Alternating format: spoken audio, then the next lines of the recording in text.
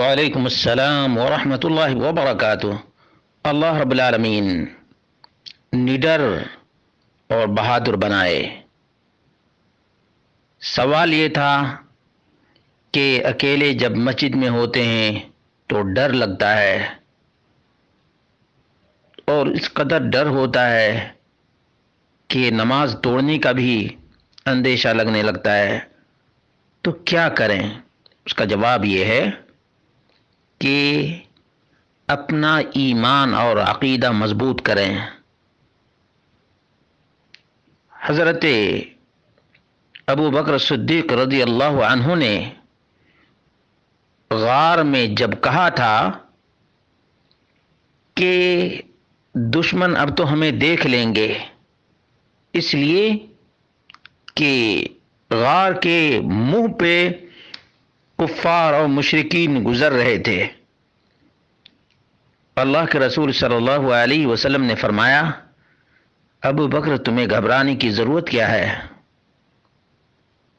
اللہ ہمارے ساتھ ہے، لا تحزن ان اللہ معنا، لا تحزن ان اللہ معنا۔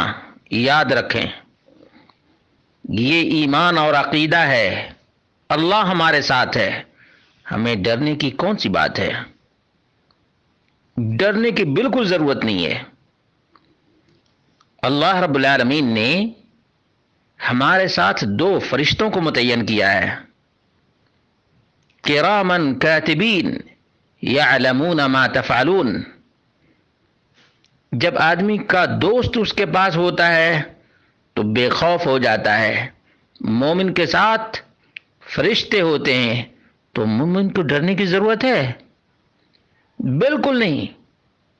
اپنے دل سے ڈر نکالو، اللہ پہ توکل کرو، اور دیکھو ابراہیم علیہ السلام کو، ابراہیم علیہ الصلاۃ والتسلیم نے پورے مجمع کے سامنے حسبنا اللہ ونعم الوکیل کہا تھا۔ آگ میں ڈالے گئے تب بھی ڈر نہ ہوا، حسبنا اللہ ونعم الوکیل۔ اپنے دل کو ایمان سے منور کرو، پھر دیکھو کہ دنیا کی کسی طاقت سے تم کو ڈر نہیں لگے گا۔ اور مومن ڈرے کیوں؟ مومن تو اللہ رب العالمین پہ بھروسہ کرتا ہے، وعلی اللہ فلیتوکل المؤمنون۔ مومنوں کو اللہ پہ بھروسہ کرنا چاہیے، اور اس کا ڈر، یہ فانی سے ڈر لگتا ہے، جو رب کائنات ہے اس سے ڈر نہیں لگتا، اس پر ایمان اور عقیدہ نہیں کہ وہ ہمارے ساتھ ہے۔ ان اللہ مع الصابرین، اللہ صبر کرنے والوں کے ساتھ ہے۔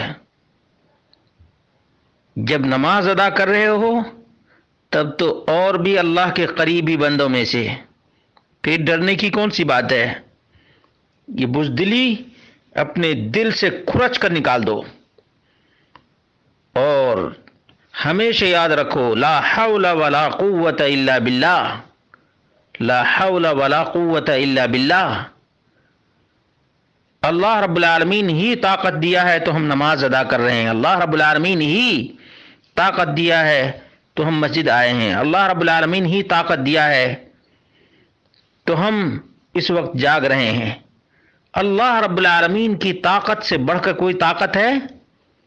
جب اللہ کی طاقت ہمارے ساتھ ہے، اللہ رب العالمین ہمارے ساتھ ہے، تو پھر ہمیں ڈرنے کی، گھبرانے کی اور اپنے اندر کمزوری محسوس کرنے کی ضرورت کیا ہے؟ آخر ہم کس سے ڈریں؟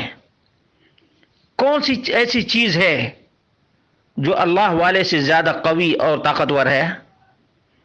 اللہ سے رشتہ جس کا مضبوط ہو جاتا ہے، اس کو دنیا فانی کی کسی طاقت سے کوئی ڈر اور خوف نہیں ہوتا۔